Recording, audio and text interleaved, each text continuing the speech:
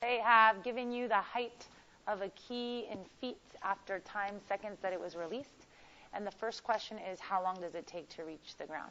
So in these problems, when they're giving you the equation, think about what it's representing.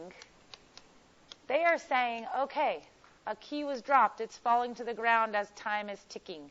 I know it's a concave down parabola because the a value is negative. H is like our y, and t is like our x. So here we're talking time in seconds, and our h was height in feet. So then they ask us, how long does it take to reach the ground? So here's the point where I see the key reaching the ground. And the question was how long. So the question is, how many seconds have ticked off to get to that point?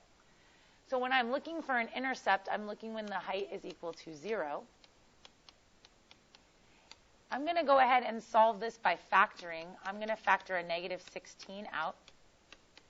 And then t squared minus 4 factors further into t minus 4 and t plus 4, or excuse me, t minus 2 and t plus 2.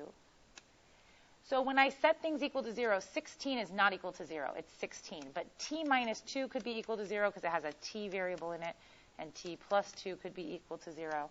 So t is equal to 2, and t is equal to negative 2. Now, this is not a feasible solution to us because t represents time in seconds.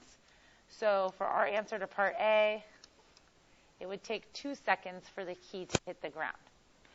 For part B, where it says what's a reasonable domain for this function, though the domain of a parabola is all real numbers, for this function, it only makes sense to start at time 0 and go until the keys hit the ground, which we just figured out was 2 seconds. So our domain that would be that t should be greater than or equal to 0 and at the same time less than or equal to 2.